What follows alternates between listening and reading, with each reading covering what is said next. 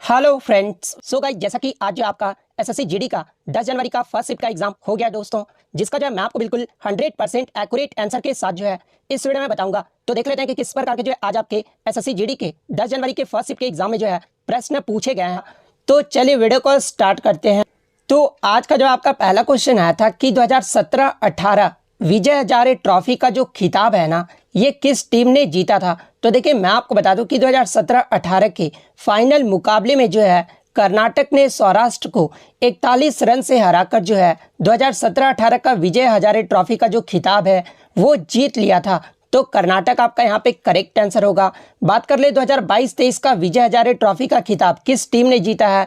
तो अगर 2022-23 का पूछा जाए तो फाइनल मुकाबले में जो है सौराष्ट्र ने महाराष्ट्र को 5 विकेट से हराकर जो है 2022-23 का विजय हजारे ट्रॉफी का खिताब जीत लिया है। तो ये फैक्ट भी आपको ध्यान में रखना है। नेक्स्ट क्वेश्चन आपका यहाँ पर आया था कि अगस्त 2022 में उत्तराखंड के ब्रांड एम्बेसडर के रूप में जो है ये किसे नियुक्त किया गया है। तो देखिए अगस्त 2022 में उत्तराखंड के ब्रांड एम्बेसडर के रूप में जो है ये भारत के स्टार विकेटकीपर बल्लेबाज ऋषभ पंत को जो है वो नियुक्त किया गया था। तो ऋषभ पंत आपका करेक्ट आंसर होगा। अगर क्वेश्चन में ये पूछा गया था कि वर्तमान में उत्तराखंड के ब्रांड एम्बेसडर ये जो है किसे नियुक्त किया गया, तो देखिए मैं आपको बता दूं कि नवंबर 2022 में लेखक एवं गीतकार पद्मश्री प्रसून जोशी को जो है उत्तराखंड सरकार ने उत्तराखंड का जो है ब्रांड एम्बेसडर जो वो नियुक्त किया गया है। तो देखिए अगर वर्तमान में उत्तराखंड का ब्रांड एम्बेसडर पूछा गया था तो प्रसून जोशी फिर आपका जो है वो करेक्ट आंसर हो जाएगा। नेक्स्ट क्वेश्चन आपका यहाँ पर आया था कि 2000 रुपए के नोट के पीछे जो है ये किसका चित्र अंकित होता है। तो देखिए 2000 नोट के अगर भारतीय नोट की बात कर ले तो इस पे जो है मंगलयान का जो चित्र है ना वो अंकित होता है। तो मंगलयान आपका करेक्ट आंसर हो। इसके अलावा आगे के शिफ्ट में अगर आपसे पूछा जाए कि 10 रुपए के नोट पर जो है किसका चित्र अंकित होता है तो ये कोणार्क के सूर्य मंदिर की जो है वो चित्र अंकित है। 20 रुपए के नोट पर अगर पूछा जाए तो एलोरा की गुफाएं का जो चित्र है वो अंकित है।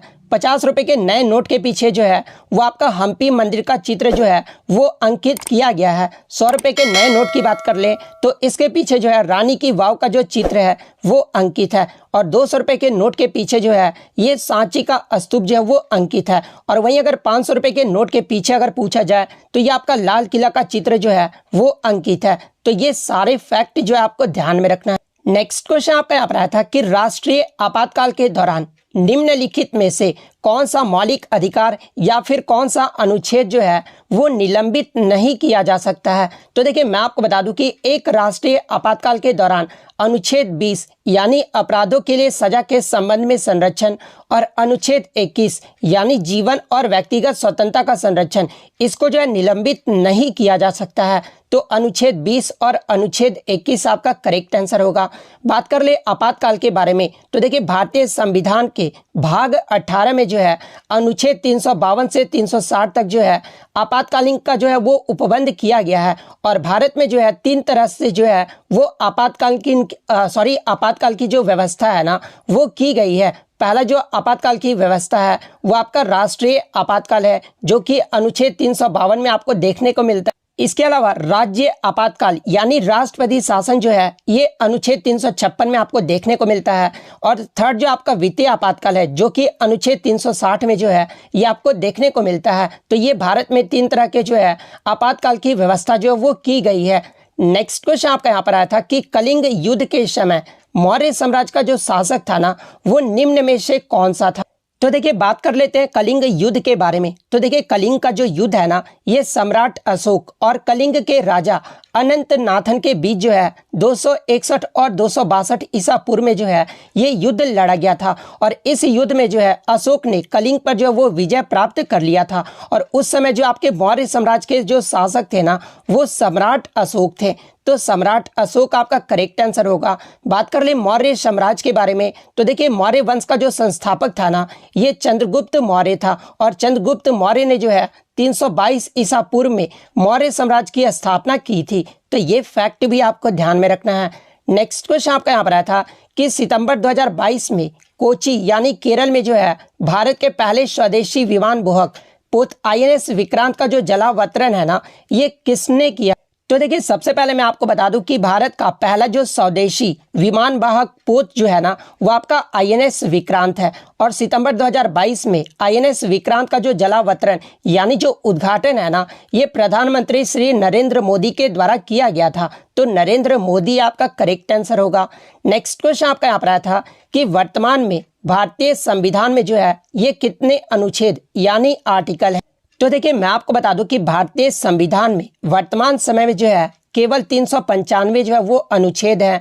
अनुसूचियां की बात कर ले तो 12 अनुसूचियां हैं और ये आपका 25 भागों में विभाजित है। लेकिन बहुत सारे बच्चे बोलेंगे कि सर वर्तमान में 470 अनुच्छेद हैं, लेकिन मैं आपको बता दूं कि वर्तमान समय में भी जो है केवल आपके 395 ही अनुच्छेद है और ये जो अनुच्छेद 470 है ना ये आपका जो है भागों में विभाजित है। तो ये आपको ध्यान में रखना है। तो 395 आपका करेक्ट आंसर। और देखिए मैं आपको बता दूं कि अगर आपके ऑप्शन में 395 अनुच्छेद ना दिया रहे तब फिर आपको जो है 470 जो है आपको वो करेक्ट करना होगा। वहीं अगर बात कर ले मूल संविधान में जो है कितने अनुच्छेद, कितनी अनुसूचियां और कितने भाग में विभाजित था, तो देखिए अगर मूल संविधान की बात कर ले तो मूल संविधान में 22 भाग, 395 अनुच्छेद और 8 अनुसूचियां थी। तो ये फैक्ट भी आपको ध्यान में रखना है।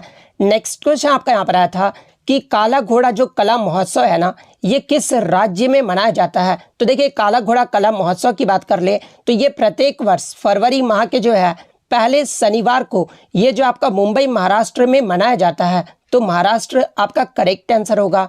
नेक्स्ट क्वेश्चन आपका यहाँ पर आया था कि भारत में जो पहली जनगणना है ना ये किस वर्ष में हुआ था। तो देखिए भारत में प्रथम जनगणना की बात कर ले तो ये आपका वर्ष 1872 में जो है लॉर्ड मेयो के कार्यकाल में जो ये शुरू किया गया था। तो 1872 आपका करेक्ट आंसर होगा।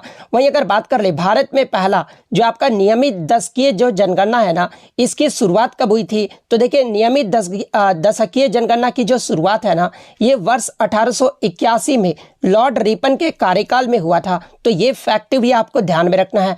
इसके अलावा बात कर ले 2011 की जनगणना के बारे में जो कि आपका लास्ट जनगणना था, क्योंकि 2021 में जो है आपका जनगणना नहीं हुआ था कोविड-19 की वजह से। तो देखिए 2011 की जो जनगणना था ना वो आपका आज़ादी के बाद 15वीं जनगणना था और ऐसे जो आज़ादी के बाद जो है ये आपका जो है 7वीं जनगणना। और ऐसे अगर ओवरऑल की बात कर ले तो 2011 की जो जनगणना था ये 15वीं जनगणना था। अगर क्वेश्चन में दे दिया जाए कि आज़ादी के बाद 2011 की जो है कौन सी जनगणना थी तो ये 7वीं जनगणना थी, क्योंकि आज़ादी के बाद जो आपका पहला जो जनगणना हुआ था वो 1951 में हुआ था। तो ये फैक्ट भी आपको ध्यान में रखना है। इसके अलावा 2011 की जो जनगणना का नारा था ना वो हमारी जनगणना हमारा भविष्य था। तो ये फैक्ट भी आपको ध्यान में रखना है। नेक्स्ट क्वेश्चन आपका यहाँ पर आया था कि ये जो आपका जागोई नृत्य है ना ये किस राज्य का जो है एक नृत्य रूप है। तो देखिए मैं आपको बता दूं कि मणिपुरी नृत्य को ही जो है जागोई के रूप में भी जो है वो जाना जाता है और ये जो है प्रमुख भारतीय शास्त्रीय नृत्यों में से जो है वो एक है। तो मणिपुरी आपका यहाँ पे करेक्ट आंसर होगा। और देखिए मैं आपको बता दूं कि आपके जो है 8 जो शास्त्रीय नृत्य है वो भी आपको ध्यान में रखना है। जैसे कि भरतनाट्यम ये जो है किस राज्य का शास्त्रीय नृत्य है, तो ये आपका तमिलनाडु राज्य का शास्त्रीय नृत्य है। कुचिपुड़ी की बात कर ले तो ये आपका आंध्र प्रदेश राज्य का जो है वो आपका शास्त्रीय नृत्य है। कथकली जो है ये आपका केरल राज्य का शास्त्रीय नृत्य है। मोहिनीअट्टम की बात कर ले तो ये भी जो आपका केरल राज्य का शास्त्रीय नृत्य है। ओडिशा की बात कर ले तो ओडिसी की बात कर ले तो ये आपका उड़ीसा राज्य का जो है एक शास्त्रीय नृत्य है। नेक्स्ट क्वेश्चन आपका यहाँ पर आया था कि 7वीं जो पंचवर्षीय योजना हुआ था ना इसका मुख्य उद्देश्य क्या था। तो देखिए 7वीं पंचवर्षीय योजना की बात कर ले तो इसका जो कार्यकाल है ना ये 1985 से लेकर 1990 तक रहा। तो 7वीं पंचवर्षीय योजना के मुख्य उद्देश्य की बात कर ले तो सामाजिक न्याय के माध्यम से आर्थिक उत्पादकता बढ़ाने, खाद्यान्न उत्पादन और रोजगार पैदा करने के क्षेत्रों में जो है ये आपका जो है मुख्य उद्देश्य किया गया था। तो अगर बात कर ले उत्पादकता बढ़ाने, खाद्यान्न उत्पादन और रोजगार पैदा करने ये जो है मुख्य उद्देश्य रहा था। तो ये आपका यहाँ पे करेक्ट आंसर होगा। नेक्स्ट क्वेश्चन आपका यहाँ पर आया था कि भारत के मध्य से होकर कौन सी रेखा गुजरती है। तो देखिए भारत का जो मैप है ना उसमें मध्य से होकर जो है ये आपका कर्क रेखा यानी कैंसर लाइन जो है ये गुजरता है। तो कर्क रेखा आपका करेक्ट आंसर होगा।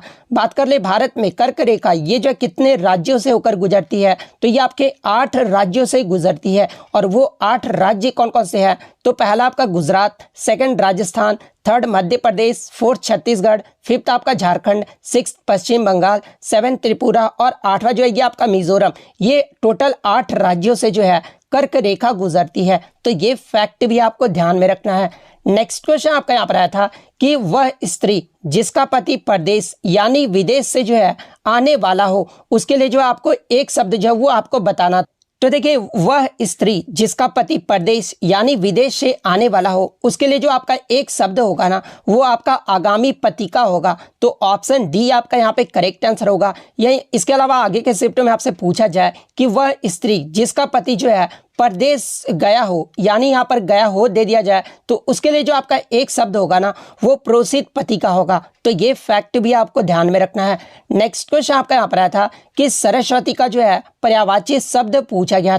तो देखिए, सरस्वती की पर्यायवाची शब्द की बात कर ले तो भारती, वागेश्वरी, शारदा, वाग्देवी, महाश्वेता, ज्ञानंदा, हंसवाहिनी और वीणावाणी, ये सब जो आपके सरस्वती के जो है पर्यायवाची शब्द होते हैं। लेकिन आपके ऑप्शन में जो है शारदा दिया गया था, तो शारदा आपका करेक्ट आंसर होगा। नेक्स्ट क्वेश्चन आपका यहाँ पर आया था कि अतिवृष्टि शब्द का जो है विलोम शब्द पूछा गया था। तो देखिए, अतिवृष्टि शब्द का जो विलोम शब्द होता है ना, वो अनावृष्टि होता है। तो अनावृष्टि आपका यहाँ पे करेक्ट आंसर होगा। बात कर ले अतिवृष्टि का अर्थ क्या होता है, तो बहुत अधिक मात्रा में बारिश होना, ये जो है अतिवृष्टि का अर्थ होता है। वहीं अनावृष्टि का अर्थ के बारे में बात कर ले तो वर्षा का अभाव यानी वर्षा का कमी जो है वो अनावृष्टि का अर्थ होता है। नेक्स्ट क्वेश्चन आपका यहाँ पर आया था कि जंगम का जो विलोम शब्द पूछा गया था। तो देखिए, जंगम का जो विलोम शब्द होता है ना, वो अस्थावर होता है। तो अस्थावर आपका करेक्ट आंसर होगा। वहीं अगर जंगम के अर्थ की बात कर ले तो इसका जो अर्थ होता है ना, वो जो चल सकता हो उसे जो है जंगम कहा जाता है। इसके अलावा अस्थावर का अर्थ जो होता है वो आपका स्थिर होता है। और जंगम का पर्यायवाची शब्द की बात कर ले तो गमनशील, चल, चलायमान, ये सब जो होते हैं आपके जंगम के पर्यायवाची शब्द होते हैं। इसके अलावा अस्थावर के पर्यायवाची शब्द की बात कर ले तो अचल और स्थिर, ये जो आपके अस्थावर के जो है पर्यायवाची शब्द होते हैं। तो इतने क्वेश्चन जो है आज मुझे बच्चों के द्वारा मिले हैं। इसके अलावा कोई क्वेश्चन आपको याद है, जैसे कि साइंस या फिर जीके के कोई क्वेश्चन आपको याद है, तो आप कमेंट करके बता दीजिएगा।